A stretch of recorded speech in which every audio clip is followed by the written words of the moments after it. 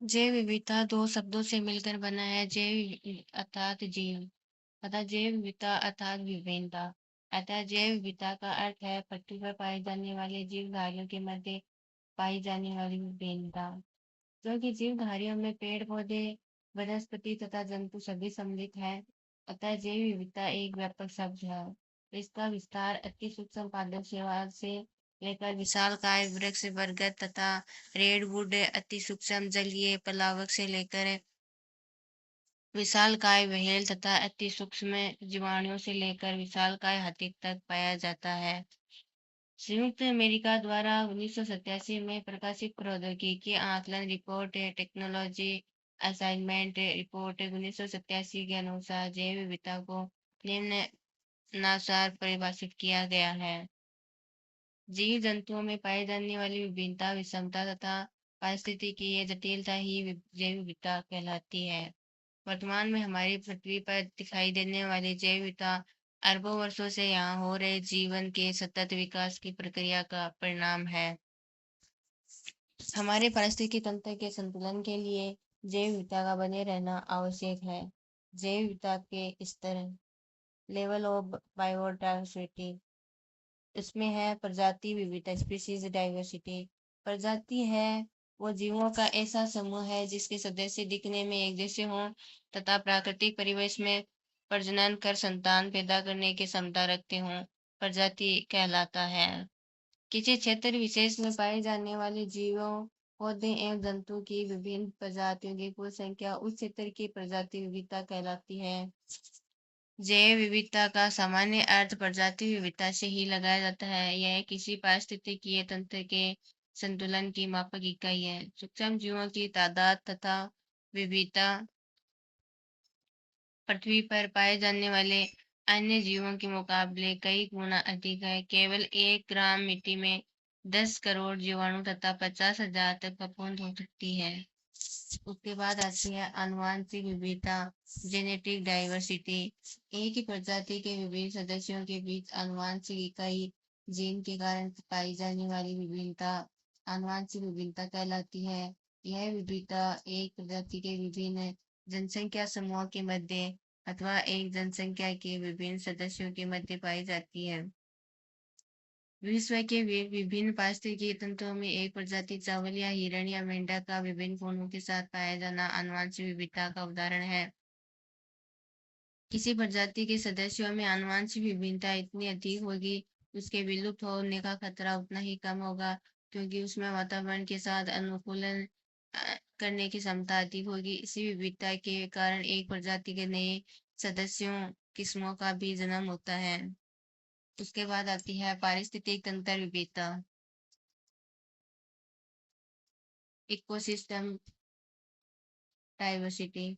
किसी क्षेत्र विशेष के समृद्ध जीव जंतुओं की परस्पर तथा उनके पर्यावरण के विभिन्न अजैविक घटकों में अंतर क्रियाओं से निर्मित तंत्र पारिस्थितिकी तंत्र कहलाता है।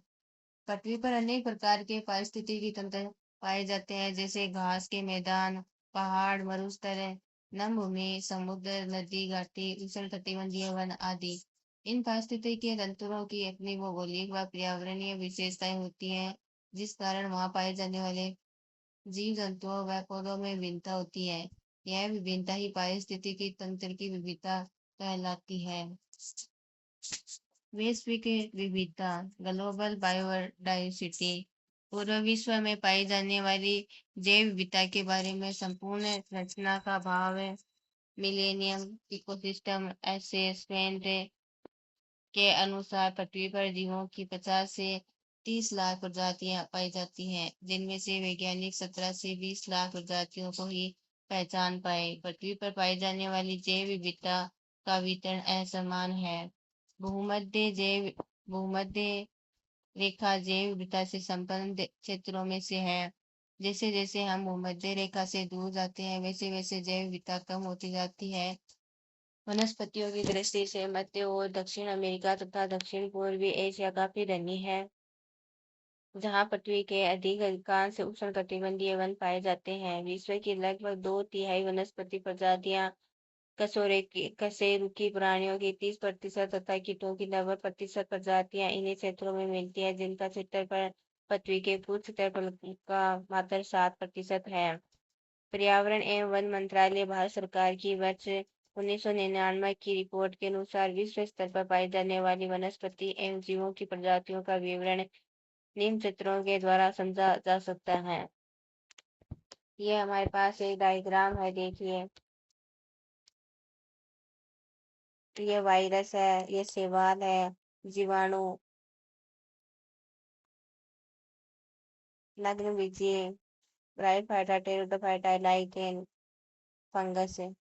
और ये प्लांट के उद्गम का स्तर दिया हुआ है। विश्व की वनस्पति विविधता। उसके बाद ये देखिए, विश्व की जंतु विविधता में मोलस्का, स्तनधारी, पक्षी वर्ग, प्रोटिस्टा, सरीसृप, उभयचर, मछली वर्ग, प्रोटिस्टा, अन्य वर्ग, ऑर्थोपोडा, ये डायग्राम दिया हुआ है। उसके बाद आती है भारत में जैव विविधता। भारत अपनी विशेष भौगोलिक स्थिति के कारण जैव विविधता से समृद्ध देश है। भारत में विश्व की कुल भूमि की मात्र 2.4% भूमि है, किंतु यहाँ पूरे विश्व की लगभग 7 से 8% जैव विविधता पाई जाती है। भारत में विश्व के लगभग सभी प्रकार के पारिस्थितिकी तंत्र विद्यमान है, जैसे घास का मैदान, उष्ण वर्षा वन, शीतोष्ण वन, मैंग्रोव, प्रवाल भित्ति, कोरल रिलीफ, नदी घाटी, द्वीप मरुस्थल आदि। यही कारण है कि भारत विश्व के 17 वृहद जैव विविधता वाले देशों में शामिल है।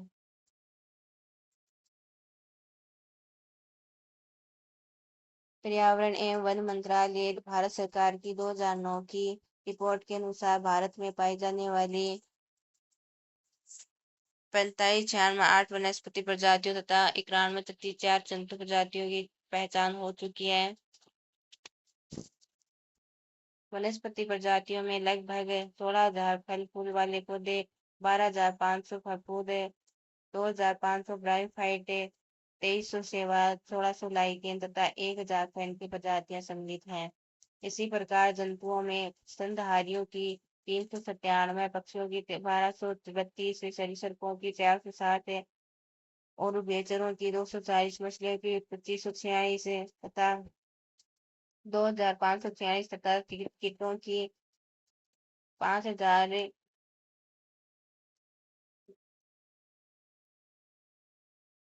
5,09,300 से अधिक प्रजातियां यहाँ पाई जाती हैं। कृषि विविधता की दृष्टि से भी भारत का विश्व में महत्वपूर्ण स्थान है। विश्व में कृषि सहयोग के हिसाब से भारत 7वें स्थान पर है। भारत में लगभग 167 प्रजातियों की खाद्य फसलें उगाई जाती हैं। यहाँ चावल की लगभग 50,000 एवं आम की 1,000 किस्में पाई जाती हैं। जैव विविधता के तप्त स्थल। ऐसे क्षेत्र जहाँ बहुत अधिक जैव विविधता पाई जाती है, जैव विविधता तप्त स्थल कहलाते हैं। इसकी अवधारणा सबसे पहले सन 1988 में ब्रिटिश पारिस्थितिकीविद नॉर्मन मेयर्स ने प्रस्तुत की थी, जिसके आधार पर सन 1999 में विश्व के 25 क्षेत्रों को जैव विविधता तप्त स्थल घोषित किया गया। वर्तमान के विश्व में कुल 34 बायोडाइवर्सिटी हॉटस्पॉट है, जिनका कुल क्षेत्रफल पृथ्वी के पूर्ण क्षेत्रफल का 2.3% है, किंतु इन क्षेत्रों में विश्व की वनस्पतियों की 50% स्थानबद्ध एंडेमिक प्रजातियां पाई जाती हैं। किसी क्षेत्र को जैव विविधता तप्त स्थल घोषित करने के लिए दो शर्तों का होना आवश्यक है। पहली शर्त है उस क्षेत्र में विश्व की कुल स्थानबद्ध एंडेमिक प्रजातियों की 0.5% से अधिक प्रजातियां उपस्थित हों। संख्या के हिसाब से उस स्थान पर कम से कम 15 से स्थानबद्ध प्रजातियां होनी चाहिए।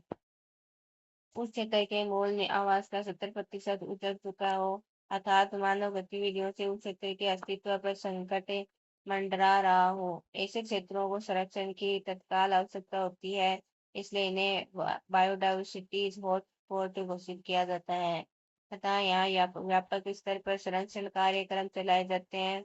विश्व के घोषित 34 बायोडाइवर्सिटीज हॉटस्पॉट में पृथ्वी पर मिलने वाले कीटदार जीवों की 42% स्थानबद्ध प्रजातियां, मीठे पानी की 55% मछली प्रजातियां तथा वनस्पति की 50% स्थानबद्ध प्रजातियां पाई जाती हैं। सभी 34 क्षेत्रों का कुल क्षेत्रफल पृथ्वी के कुल क्षेत्रफल का मात्र 2.3% है। विश्व के कुछ प्रमुख बायोडायवर्सिटी हॉटस्पॉट है अंटार्कटिका, वह पूर्वी मलेशियाई द्वीप समूह है, दक्षिण पश्चिम में चीन के पर्वत है, मेडागास्कर के द्वीप समूह है, मध्य अमेरिका, कोलंबिया, चोको, मध्य चिली, पूर्वी हिमालय, पश्चिमी घाट, श्रीलंका, इंडो बर्मा आदि। भारत के जैव विविधता तप्त स्थल। विश्व में पाए जाने वाले जैव विविधता तप्त स्थलों में दो पूर्वी हिमालय तथा पश्चिमी घाट पूर्ण रूप से भारत में स्थित है, जबकि इंडो बर्मा जैव विविधता तप्त स्थल में कुछ भारतीय भूभाग सम्मिलित हैं।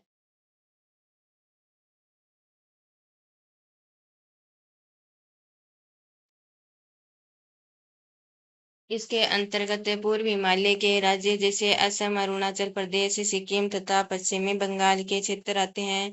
हिमाचल प्रदेश श्रृंखला असीम जैव विविधता से संपन्न है। पीछे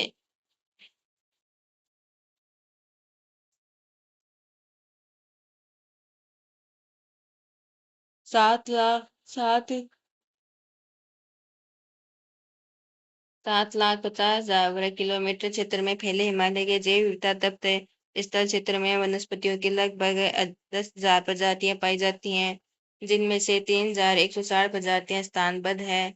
इनके अलावा यहाँ 300 प्रजातियां स्तनधारी जीवों की हैं, जिनमें 12 प्रजातियां स्थानबद्ध हैं। 997 प्रजातियां पक्षियों की हैं, जिनमें 15 प्रजातियां स्थानबद्ध हैं। 176 प्रजातियां सरीसृपों की हैं, जिनमें 15 प्रजातियां स्थानबद्ध हैं। 105 प्रजातियां उभयचरों की हैं, जिनमें 40 प्रजातियां स्थानबद्ध हैं।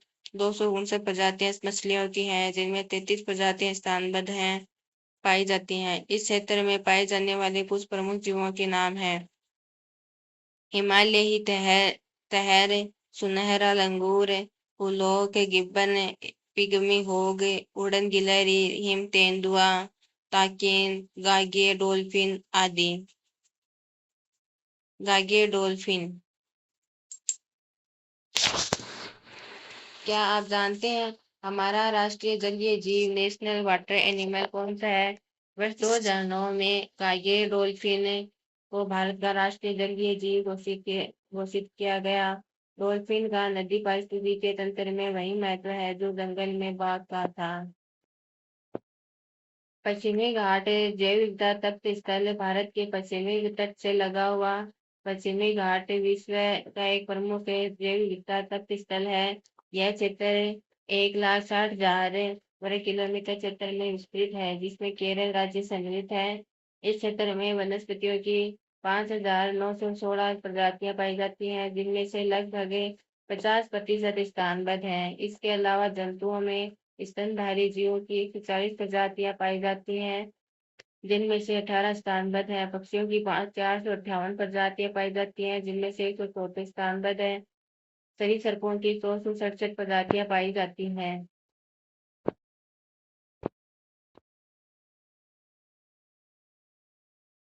जिनमें से 174 स्थानबद्ध हैं। उभयचरों की 178 प्रजातियां पाई जाती हैं, जिनमें से 130 स्थानबद्ध हैं। मछलियों की 191 प्रजातियां पाई जाती हैं, जिनमें से 128 प्रजातियां स्थानबद्ध हैं। यहाँ पाए जाने वाले मुख्य जीव हैं मालाबार गंधबिलाव, एशियाई हाथी, मालाबार ग्रे हॉर्नबिल, नीलगिरी तहर, मेकॉन्ग बंदर।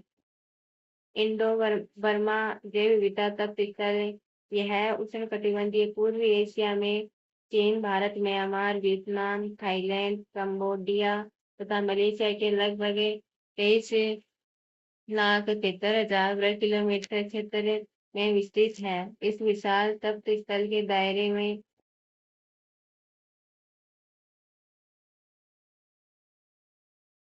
13,500 प्रकार की वनस्पतियां, 433 प्रकार के स्तनधारी जीव और 1,286 प्रकार के 1266 प्रकार के उभयचर तथा 1262 प्रकार की मछलियां प्रजातियां पाई जाती हैं।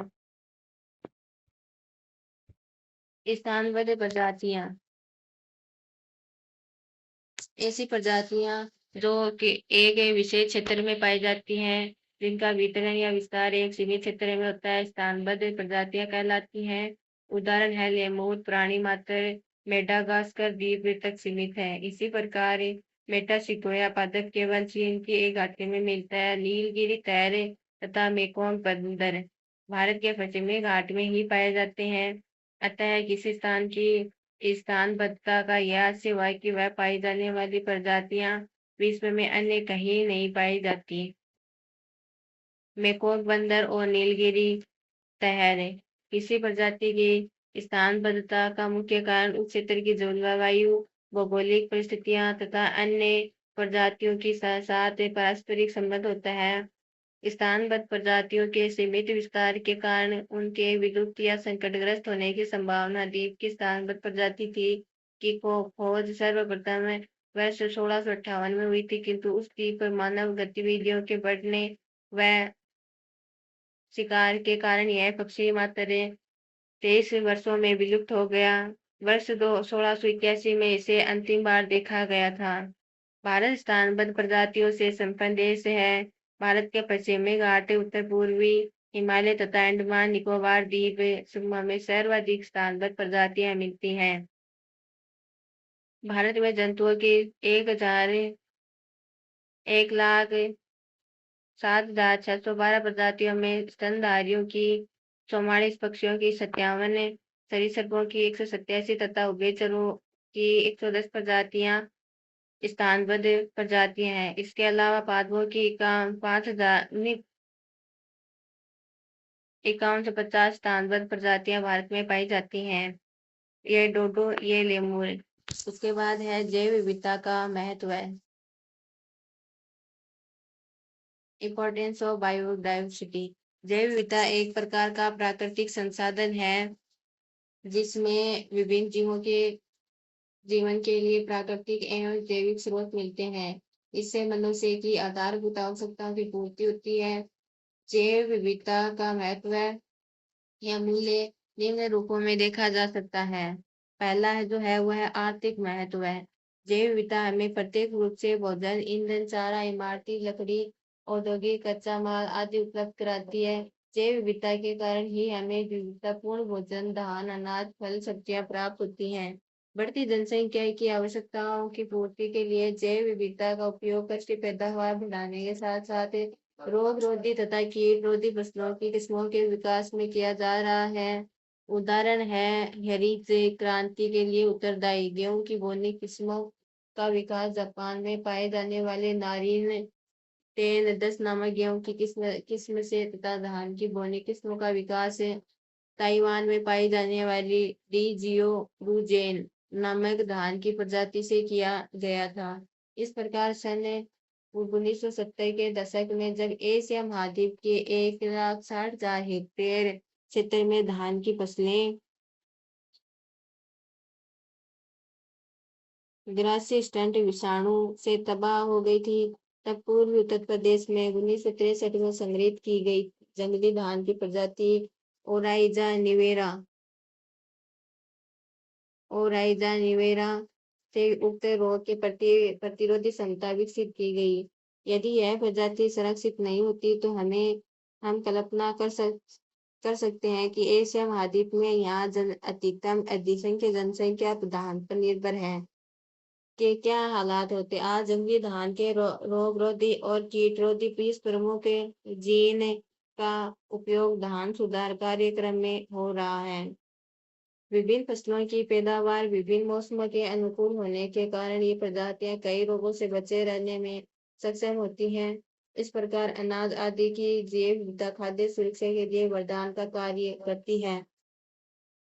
आज जंगली धान के रोग रोधी और कीट रोधी 20 प्रमुख जीन का उपयोग धान सुधार कार्यक्रमों में हो रहा है। आज पूरा विश्व पेट्रोलियम पदार्थों के सीमित संसाधनों तथा उनके अनियंत्रित विदोहन से चिंतित है।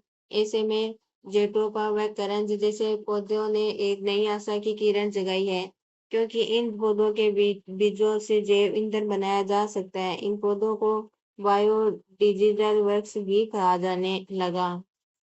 उसके बाद दूसरा है औषधीय महत्व, मेडिसिनियल वैल्यू। प्राचीन काल में से ही जड़ी बूटियों का उपयोग अनेक प्रकार की बीमारियों के इलाज में किया जाता रहा है। एक अनुमान के अनुसार आज लगभग 40% उपलब्ध औषधियों को वनस्पतियों से प्राप्त किया जाता है। पृथ्वी पर समय समय पर कई असाध्य बीमारियां आई जिनका इलाज जैव विविधता में ही तलाशा गया है। असाध्य असाध्य मलेरिया ज्वर का इलाज एकाएक ही सिनकोना पादप की छाल में मिल गया। इसी प्रकार सदाबहार विनक्रिस्टीन तथा विनब्लास्टीन पौधे का उपयोग असाध्य रक्त कैंसर के उपचार में होता है।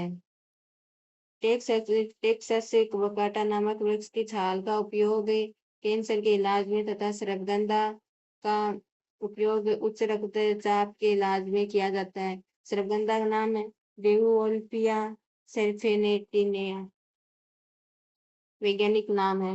आज विश्व में महामारी का रूप ले चुके एड्स का इलाज भी जैव विविधता में ही संभव होगा। तुलसी, ब्राह्मी, अश्वगंधा, शतावरी, गिलगो, गिलोय आदि वनस्पतियों में एड्स रोधी गुण पाए गए हैं।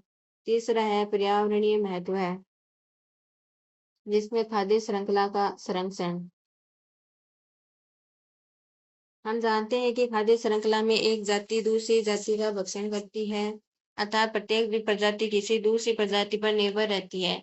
अतः किसी भी एक प्रजाति के विलुप्त होने से पूरी खाद्य श्रृंखला के खत्म होने का खतरा रहता है। किंतु पारिस्थितिकी तंत्र की जैव विविधता समृद्ध है, तो उसमें विभिन्न खाद्य श्रृंखलाएं होगी जो आपस में मिलकर खाद्य जाल बनाती हैं। इसी खाद्य श्रृंखला में किसी एक प्रजाति के कम होने पर खाद्य जाल की अन्य प्रजाति उसकी कमी को पूरा कर खाद्य श्रृंखला का संरक्षण कर सकती है। पोषक चक्र नियंत्रण। जैव विविधता पोषक चक्र गतिमान रखने में सहायक होती है। मिट्टी की सूक्ष्म जैव विविधता पौधों व जैवों के मृत भागों को विघटित कर पोषक तत्व पुनः विभुतों को उपलब्ध कराने में सहायक होती है। इस प्रकार यह चक्र चलता रहता है। उसके बाद कौन सा है? पर्यावरण प्रदूषण का निस्तारण। जैव विविधता पर्यावरण प्रदूषण के निस्तारण में भी महत्वपूर्ण भूमिका निभाती है। कुछ वनस्पतियां प्रदूषकों का विघटन व अवशोषण करने का गुण रखती हैं, जैसे सदाबहार, केथारिनथस रोजेज नामक पौधे में ट्राइनाइट्रोटोलुइन जैसे घातक विस्फोटक को विकृत करने की क्षमता होती है। सूक्ष्म जीवों जैसे स्यूडोमोनास प्यूटिडा, ऑर्थोबैक्टर विस्कोसस एवं साइटोबैक्टर में औद्योगिक अपशिष्ट से भारी धातुओं को हटाने की क्षमता होती है। इसी प्रकार राइजोपस ओराइजिस कवक में यूरेनियम व थोरियम तथा पेनिसिलियम क्राइजोसोजिनम में रेडियम जैसे घातक तत्वों को हटाने की क्षमता होती है। उसके बाद आता है सामाजिक, सांस्कृतिक एवं आध्यात्मिक महत्व, social, cultural and spiritual value. मानव संस्कृति तथा पर्यावरण का विकास साथ साथ हुआ है। आज की आधुनिक व उपभोक्तावादी प्रवृत्ति में पूर्व मानव व प्रकृति में एक सामंजस्य था। आज भी कुछ आदिवासी समाज ऐसे हैं जो अपनी आवश्यकताओं की पूर्ति के लिए पूर्ण रूप से प्रकृति पर निर्भर है। कुछ वनस्पति हैं जैसे पीपल, बरगद, आम, तुलसी, आंवला, केला आदि का आज भी हमारी संस्कृति में विशेष स्थान है तथा कुछ त्योहारों पर हम इनकी पूजा भी करते हैं। इसी प्रकार कुछ जंतु जैसे गाय, मोर, हंस, चूहा, हाथी आदि का भी हमारी संस्कृति में विशेष महत्व स्थान है। हमारे देश में आज भी ऐसे वन क्षेत्र है जिसे देववन कहा जाता है एवं लोग स्वेच्छा से इन स्थानों को संरक्षण प्रदान करते हैं। विश्व स्तर पर जैव विविधता में के इस आर्थिक, पर्यावरणीय, सामाजिक एवं सांस्कृतिक महत्व को देखते हुए संयुक्त राष्ट्र संघ द्वारा वर्ष 2010 को अंतर्राष्ट्रीय जैव विविधता वर्ष के रूप में मनाया गया, ताकि विश्व समुदाय जैव विविधता के महत्व को समझकर इसे बनाए रखने का प्रयास करे। वास्तव में जैव विविधता प्रकृति का अनुपम उपहार है जो पृथ्वी पर जीवन को बनाए रखने में महत्वपूर्ण भूमिका निभाती है। अतः हम सभी का कर्तव्य है कि हम जैव विविधता का संरक्षण करें ताकि धरती पर अब जीवन अपने विभिन्न रूपों में सदा मुस्कुराता है। उसके बाद आता है जैव विविधता पर संकट। प्रकृति में वनस्पति एवं जंतु प्रजातियों का विलुप्त होना अथवा नई प्रजातियों का पैदा होना एक प्राकृतिक घटना है। सामान्यतः एक स्तनपायी की विलुप्तता दर 400 वर्ष तथा चिड़िया प्रजाति की 200 वर्ष से होती है, किंतु वर्तमान में मनुष्य के क्रियाकलापों तथा प्राकृतिक संसाधनों के अंधाधुंध विदोहन से यह दर 1000 से 1 लाख गुना तक बढ़ गई है। परिणाम स्वरूप जैव विविधता तेजी से कम हो रही है। एक अनुमान के अनुसार विश्व में वर्ष 1600 के बाद से अब तक लगभग 700 प्रजातियां विलुप्त हो चुकी हैं। आज लगभग 4000 जंतु प्रजातियां तथा 60,000 वनस्पति प्रजातियां विलुप्त होने के कगार पर हैं। वर्तमान में पृथ्वी पर प्रत्येक 8 में से एक चिड़िया, प्रत्येक 4 में से एक स्तनपायी, प्रत्येक 4 में से एक शंकुधारी वृक्ष, प्रत्येक 3 में से एक उभयचर, प्रत्येक 7 में से 6 समुद्री कछुए विलुप्त होने का खतरा झेल रहे हैं। यही नहीं, आज हम कृषिगत फसलों की 75% मछलियां अतिदोहन का शिकार होने से विलुप्त होने का खतरा उठा रहे हैं। गत वर्षों में भारत से एशियाई चीता, जावाइन, गेंडा, हिमालयन कवेल, पिक हेडेड डक आदि पूर्ण रूप से विलुप्त हो चुके हैं। जैव विविधता संकट के निम्न कारण हैं।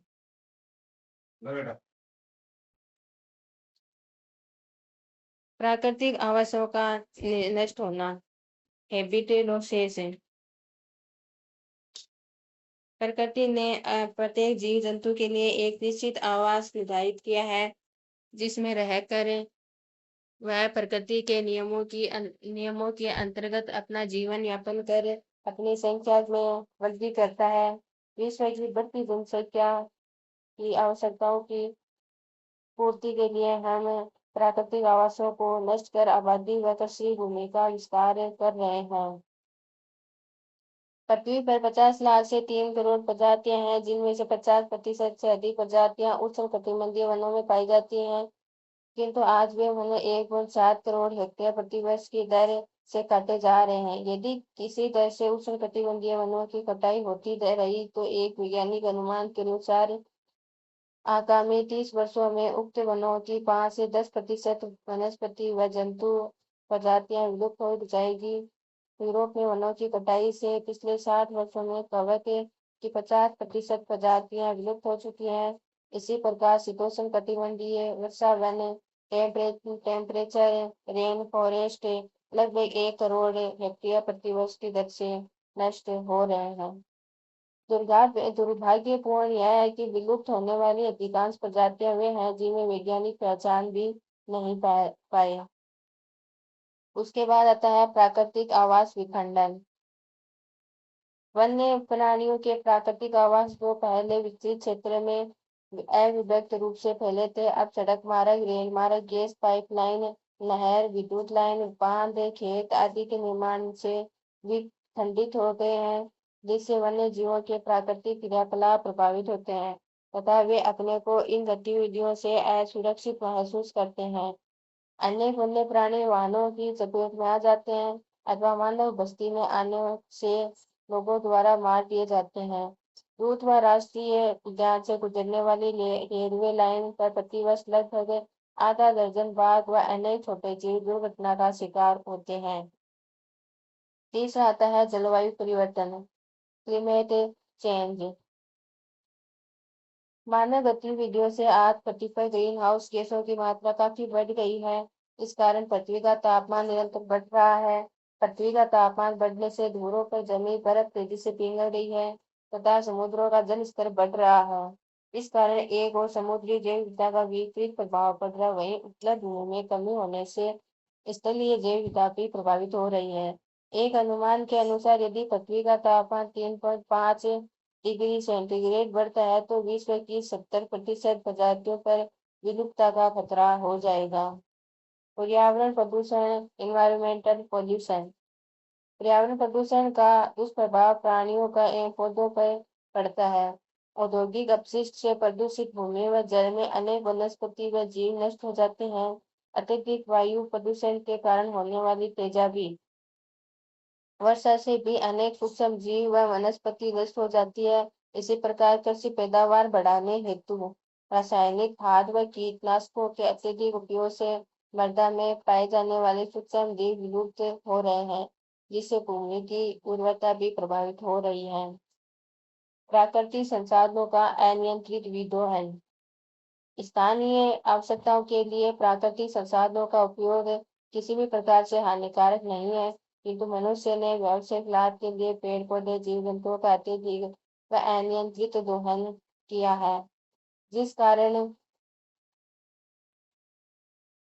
कारण कई प्रजातियों का अस्तित्व खतरे में पड़ गया। उदाहरण की बात करें तो यूरोप एवं उत्तरी अमेरिका में मेंढक की टांगों का उपयोग खाने में स्वाद बढ़ाने के लिए होता है। भारत समेत कई ऐसे देश मेंढक की टांगों का निर्यात करते हैं। वर्ष 1983 में भारत ने 3,650 मीट्रिक टन मेंढक की टांगे निर्यात की, जिसके फलस्वरूप जंगलों में मेंढकों की संख्या कम होती गई तथा ऐसे कीट जिन्हें मेंढक खाते थे की संख्या में अप्रत्याशित वृद्धि हो गई। स्थिति की गंभीरता को देखते हुए दिनांक 1 अप्रैल 1987 से भारत सरकार को मेंढकों के व्यवसाय पर प्रतिबंध लगाना पड़ा। कृषि व वानिकी में व्यावसायिक प्रवृत्ति। Commercial practice in agriculture and forestry. हरित क्रांति से पूर्व किसान अपने खेतों में विभिन्न किस्मों के अनाज, फल, सब्जी आदि उगाते थे तथा विभिन्न नस्लों के मवेशी रखते थे, किंतु कम समय में अधिक उत्पादन प्राप्त करने के लालच में आज किसान उन्नत बीजीकृत प्रजातियों को ही उगाता है तथा अधिक उत्पादन देने वाले मवेशी की संकर नस्लों को ही रखता है, जिससे आनुवंशिक जैव विविधता तेजी से नष्ट हो रही है। इंडोनेशिया में गत 15 वर्षों में 18% किसान अधिक उत्पादन देने वाली चावल की कुछ संकर किस्में ही उगा रहे हैं, जिससे वहां चावल की लगभग 1500 स्थानीय किस्में विलुप्त हो चुकी हैं। यह भविष्य के लिए एक बहुत बड़ा खतरा है, क्योंकि कभी महामारी फैली तो सभी फसलें एक साथ नष्ट हो जाएंगी तथा भूखे मरने की नौबत आ जाएगी।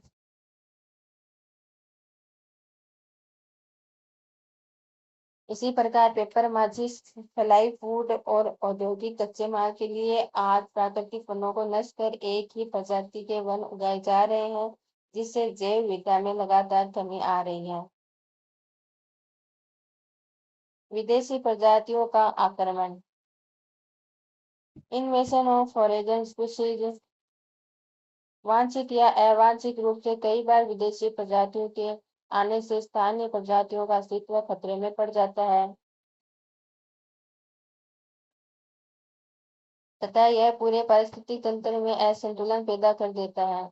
कुछ पादप प्रजातियों को सौंदर्यीकरण के लिए आयात किया गया, जैसे लेंटाना व जलकुंभी।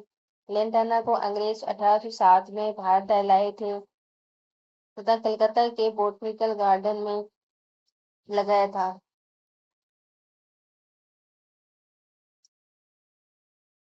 किंतु यह धीरे धीरे सारे उपमहाद्वीप में फैल गया।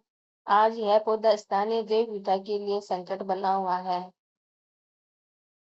क्योंकि यह अपने आसपास दूसरे पौधों को उगने नहीं देता और न ही इसे जानवर खाते हैं।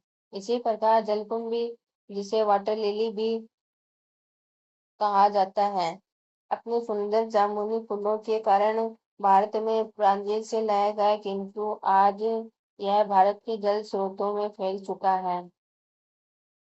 जलकुंभी का अनियंत्रित फैलाव सूर्य की रोशनी रोक लेता है, जिससे जल में मौजूद पौधे नष्ट होने लगते हैं तथा जीवों को ऑक्सीजन नहीं मिलने से वे मरने लगते हैं।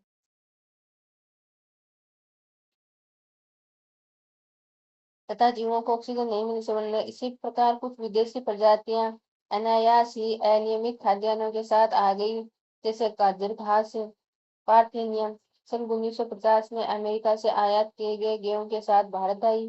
गाजर घास विश्व के सबसे खतरनाक खरपतवारों में से एक है, जिसे जानवर तक नहीं खाते। इन पौधों इस पौधे में कई ऐसे रासायनिक पदार्थ होते हैं जो एलर्जी पैदा करते हैं। गाजर घास हमारी स्थानीय जैव विविधता के लिए बहुत बड़ा खतरा बन गया है। इसके एक और उदाहरण को समझते हैं। आज से लगभग 50 वर्ष पूर्व अंडमान निकोबार द्वीप समूह में कुछ हिरणों को छोड़ा गया, किंतु यह ध्यान नहीं रखा गया कि वहां इनका कोई प्राकृतिक भक्षक नहीं है। इसका परिणाम यह हुआ कि हिरणों की संख्या तेजी से बढ़ती गई। इन्होंने अपने भोजन के लिए स्थानीय पेड़ पौधों को तेजी से चढ़ कर दिया तथा अपना पेट भरने के लिए खेतों की ओर दिया किया। इस प्रकार बिना सोचे समझे प्रकृति की व्यवस्था में हस्तक्षेप से न केवल वहां की पारिस्थितिक तंत्र प्रभावित हुआ, वरन वहां की सामाजिक व आर्थिक व्यवस्था भी गड़बड़ा गई। उसके बाद आते हैं अंधविश्वास एवं अज्ञानता। सुपरस्टिशियस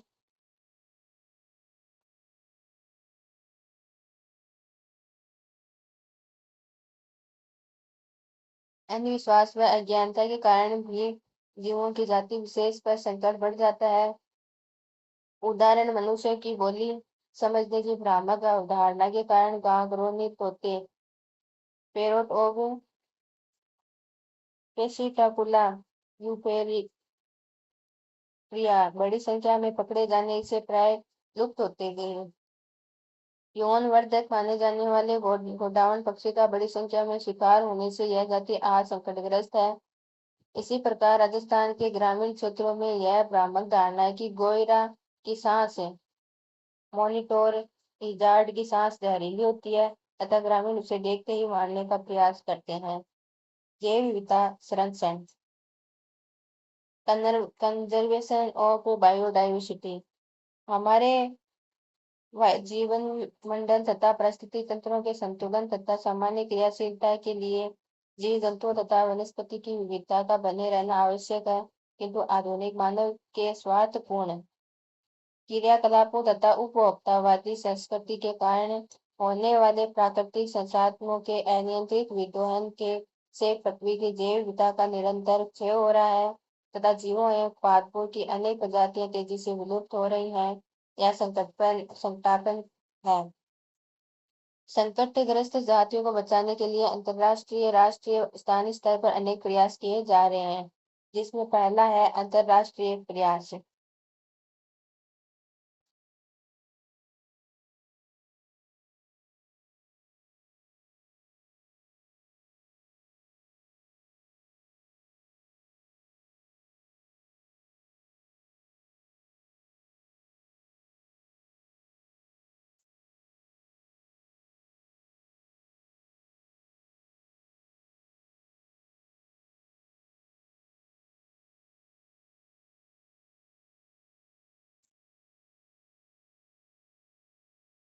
विश्व में जैव विविधता के निरंतर ह्रास को देखते हुए संयुक्त राष्ट्र संघ के अधीन वर्ष 1968 में एक अंतर्राष्ट्रीय संस्था विश्व प्राकृतिक संरक्षण संघ IUCN international union of for conservation of nature का गठन हुआ।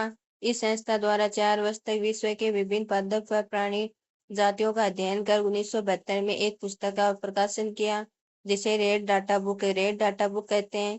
इस पुस्तक में लुप्त हो रही जातियों, उनके आवास तथा वर्तमान में उनकी संख्या को सूचीबद्ध किया गया।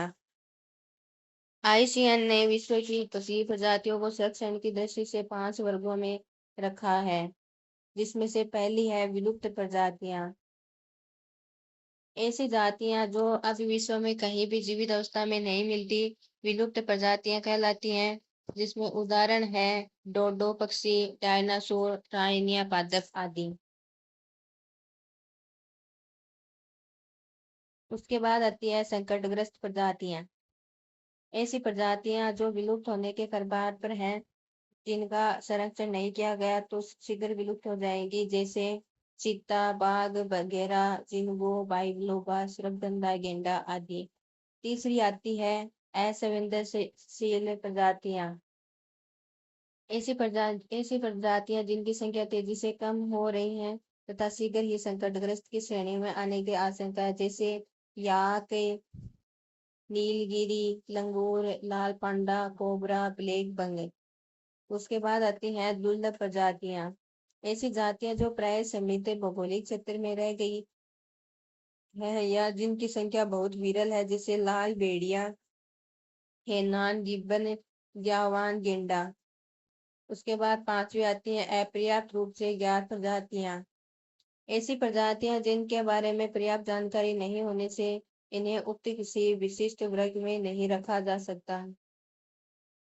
IUCN ने वर्ष 1973 में एक convention CITES convention on international trade in endangered species आयोजित की, जिसमें विभिन्न देशों ने संकटग्रस्त प्रजातियों के अंतर्राष्ट्रीय व्यापार पर नियंत्रण लगाने पर अपनी सहमति दी।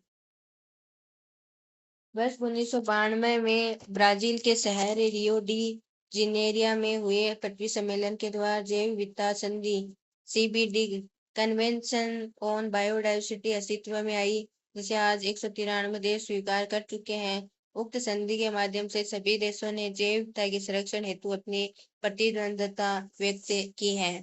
उसके बाद आती है राष्ट्रीय प्रयास, नेशनल एफर्ट्स। जैव विविधता पर अंतर्राष्ट्रीय संधि सीबीडी कन्वेंशन ऑन डाइवर्सिटी के प्रति भारत की प्रतिबद्धता को ध्यान में रखकर केंद्र सरकार द्वारा वर्ष 2002 में जैव विविधता एक्ट 2002 बायोडाइवर्सिटी एक्ट 2002 बनाया गया, जिसके 3 मुख्य उद्देश्य अंगीकृत हैं। जैव विविधता का संरक्षण होना चाहिए, जैव विविधता का ऐसा उपयोग जिससे यह लंबे समय तक उपलब्ध रहे।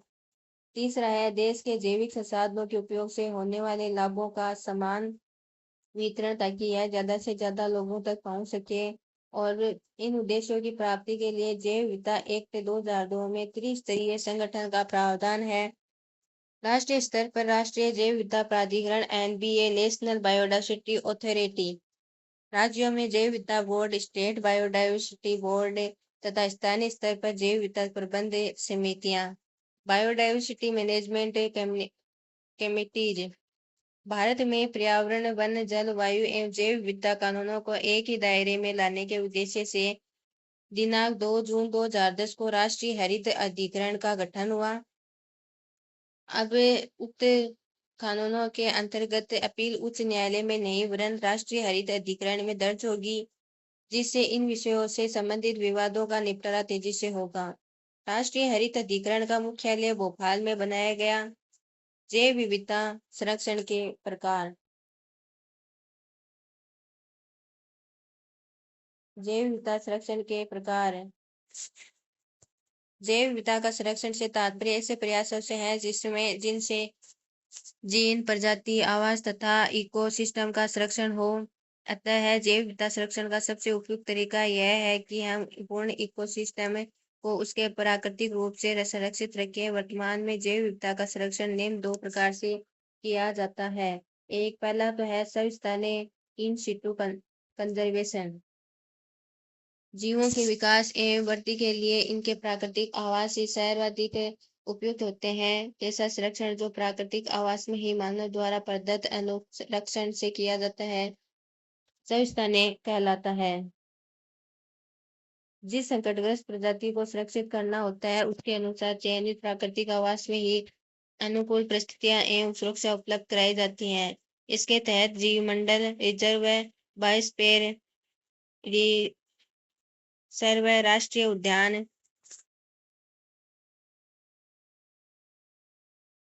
उद्यान, अभयारण्य तथा संरक्षण रिजर्व, कंजर्वेशन रिजर्व आदि की स्थापना की जाती है।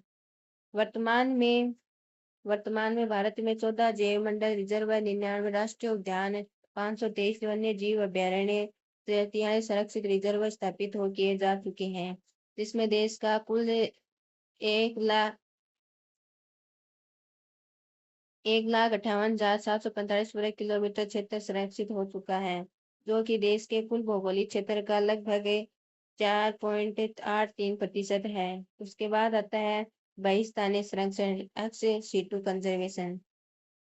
जैव विविधता संरक्षण की इस विधि में संकटग्रस्त पादप व जंतु प्रजातियों को उनके प्राकृतिक आवास से बाहर कृत्रिम आवास में संरक्षण प्रदान किया जाता है। इसके तहत वनस्पति प्रजातियों के संरक्षण हेतु वानस्पतिक उद्यान, बीज बैंक, उत्तक संवर्धन प्रयोगशाला आदि की स्थापना की जाती है। वहीं जंतुओं के संरक्षण हेतु चिड़ियाघर, एक्वेरियम आदि की स्थापना की जाती है। संकटग्रस्त पादपों व जंतुओं के जनन द्रव्यों, जर्म प्लाज्मा अर्थात बीज, फल, पराग, बीजाणु, शुक्राणु आदि, अंडाणु आदि का संरक्षण निम्न ताप संरक्षण विधि व मध्यवर्ती कल्चर तकनीक से किया जाता है। इसके अलावा संकटग्रस्त पौधे व जंतुओं के जीन को अंकुरण क्षम अवस्था में जीन बैंकों में सुरक्षित रखा जाता है। उसके बाद महत्वपूर्ण टॉपिक है जीव जंतुओं में पाई जाने वाली विविधता, विषमता तथा पारिस्थितिक जटिलता ही जैव विविधता कहलाती है। उसके बाद जैव विविधता 3 स्तरों पर पाई जाती है: प्रजाति विविध, आनुवंशिक विविधता तथा पारिस्थितिकी तंत्र विविधता। तीसरा पॉइंट क्या है कि जीवों का ऐसा समूह है जिसके सदस्य दिखने में एक जैसे हो तथा प्राकृतिक परिवेश में प्रजनन कर संतान पैदा करने की क्षमता रखते हो, एक प्रजाति कहलाता है। एक प्रजाति के विभिन्न सदस्यों के मध्य जीन के कारण पाई जाने वाली भिन्नता आनुवंशिक विविधता कहलाती है। भौगोलिक एवं पर्यावरणीय विभिन्नताओं के कारण विभिन्न पारिस्थितिकीय तंत्रों में पाए जाने वाले जीव जंतुओं की विभिन्नता पारिस्थितिकीय तंत्र विविधता कहलाती है। एक अनुमान के अनुसार अभी तक वैज्ञानिक पृथ्वी पर पाए जाने वाली प्रजातियों में से केवल 7% ही पहचान पाए हैं। जैव विविधता के हिसाब से विश्व के 17 वृहद जैव विविधता वाले देशों में सम्मिलित है। ऐसे क्षेत्र जहाँ बहुत अधिक जैव विविधता पाई जाती है जैव विविधता तप्त स्थल कहलाते हैं। वे विश्व में कुल 34 जैव विविधता तप्त स्थल बायो हॉटस्पॉट पाए जाते हैं। विशुद्ध रूप से भारत में 2 जैव विविधता तप्त स्थल हैं: पूर्व हिमालय और एक है पश्चिमी घाट। इंडो बर्मा जैव विविधता तप्त स्थल कई देशों में फैला है, इसमें कुछ भारतीय क्षेत्र भी सम्मिलित हैं। वर्ष 2009 में गागे डॉल्फिन को भारत का राष्ट्रीय जलीय जीव घोषित किया गया है। ऐसी प्रजातियां जो एक क्षेत्र विशेष में पाई जाती है अर्थात जिनका वितरण या विस्तार एक सीमित क्षेत्र में होता है, स्थानबद्ध प्रजातियां कहलाती हैं। संयुक्त राष्ट्र द्वारा 22 मई को अंतर्राष्ट्रीय जैव विविधता दिवस घोषित किया गया। मनुष्य के लिए जैव विविधता अत्यधिक महत्वपूर्ण है। यह न केवल आर्थिक, वरन पर्यावरणीय, सामाजिक, औषधीय तथा अन्य कारणों से भी अत्यंत आवश्यक है। वर्तमान में मनुष्य के क्रियाकलापों एवं प्राकृतिक संसाधनों के दोहन से प्रजातियों की विलुप्तता दर कई गुना तक बढ़ गई है। प्राकृतिक आवासों का नष्ट होना, आवास विखंडन, जलवायु परिवर्तन, पर्यावरण प्रदूषण, प्राकृतिक संसाधनों का अनियंत्रित विदोहन, अंधविश्वास एवं अज्ञानता आदि जैव विविधता के हाशिए के प्रमुख कारण है। जैव विविधता संरक्षण के लिए अंतर्राष्ट्रीय, राष्ट्रीय तथा स्थानीय स्तर पर अनेक प्रयास किए जा रहे हैं। 1968 में विश्व प्राकृतिक संरक्षण आईयूसीएन का गठन हुआ। इस संघ ने अध्ययन के बाद एक पुस्तक जिसे रेड डाटा बुक कहा जाता है का प्रकाशन किया। आईयूसीएन द्वारा जीव प्रजातियों को संरक्षण की दृष्टि से वर्गों में बांटा गया है: विलुप्त प्रजातियां, संकटग्रस्त प्रजातियां, अति संवेदनशील प्रजातियां, दुर्लभ प्रजातियां, अपर्याप्त रूप से ज्ञात प्रजातियां। भारत में सन 2002 में जैव विविधता एक्ट बनाया गया, जिसके द्वारा त्रिस्तरीय संगठन राष्ट्रीय जैव विविधता प्राधिकरण, राज्य जैव विविधता बोर्ड तथा स्थानीय जैव विविधता प्रबंधन समिति का निर्माण का प्रावधान किया गया। ये कुछ क्वेश्चन है। किसी पारिस्थितिक तंत्र के संतुलन की मापक इकाई क्या है? विश्व में कृषि सहयोग के हिसाब से भारत कौन से स्थान पर है? विश्व में कुल कितने जैव तप्त स्थल बायोस्फीयर पाए जाते हैं? भारत का राष्ट्रीय जलीय जीव कौन सा है? निम्न में से कौन सा जैव विविधता तप्त स्थल बायोस्फीयर का हॉटस्पॉट भारतीय क्षेत्र में आता है? अंतर्राष्ट्रीय जैव विविधता दिवस कब मनाया जाता है? अंतर्राष्ट्रीय जैव विविधता वर्ष कब मनाया गया? आज लगभग कितनी जंतु प्रजातियां विलुप्त होने के कगार पर हैं? निम्न में से कौन सा जीव भ्रामक धारणाओं के कारण ग्रामीणों के द्वारा मारा जाता रहा है? 1992 में पृथ्वी सम्मेलन कहाँ हुआ था? उसके बाद देखो ये अति लोग क्वेश्चन भी पूछे जाते हैं जो आईएएस यूपीएससी ऐसे यूपीएससी आईपीएससी होते हैं उनमें पूछे जाते हैं 2 या 4 नंबर के से। जैव विविधता के 3 स्तर बताने हैं। वैज्ञानिक पृथ्वी पर पाए जाने वाली कितनी प्रतिशत प्रजातियां पहचान पाए? जैव विविधता तप्त स्थल क्या होते हैं? भारत का राष्ट्रीय जलीय जीव कौन सा है? भारत के जैव विविधता का तप्त स्थल के नाम लिखने हैं। 2 स्थानबद्ध प्रजातियों के नाम लिखे। 2 संकटग्रस्त प्रजातियों के नाम लिखे। भारत का विश्व में जैव विविधता स्तर पर कौन सा स्थान है? इसी प्रकार प्राथमिक प्रश्न, जैव विविधता का अर्थ समझाइए। पूर्व हिमालय बायोडायवर्सिटी हॉटस्पॉट में पाए जाने वाली जैव विविधता पर लघु लेख लिखना है आपको। इंडो बर्मा बायोडायवर्सिटी हॉटस्पॉट में कौन कौन से देश सम्मिलित हैं? विदेशी प्रजातियों के आक्रमण का जैव विविधता पर क्या प्रभाव होता है? मेंढक की टांगों के निर्यात का जैव विविधता पर प्रतिकूल प्रभाव हुआ, इस कथन को समझाइए। जैव विविधता संरक्षण हेतु राष्ट्रीय स्तर पर हुए प्रयासों को लिखिए। जैव विविधता संरक्षण के प्रकार कितने हैं? उसके बाद कई बार निबंधात्मक 20 नंबर का क्वेश्चन पूछा जाता है लेखन शैली लिखित परीक्षा में। जैव विविधता के विभिन्न स्तर बताइए। जैव विविधता के तप्त स्थलों के बारे में बताना है। जैव विविधता के महत्व को समझाइए। उन विभिन्न कारणों की विवेचना करें जो जैव विविधता के हादसे के लिए उत्तरदायी हैं। जैव विविधता के संरक्षण हेतु प्रयासों पर एक लेख लिखिए। ये जो ऊपर क्वेश्चन दिए गए हैं उनके आंसर हैं, तो आप पहले उनसे पढ़िए, पहले चैप्टर पढ़िए, फिर इन क्वेश्चनों को देखिए, फिर इनको करिए। अगर नहीं हो रहे तो फिर आप उनका एक्स्ट्रा आंसर है वो ये भी मिला लीजिए। Thank you.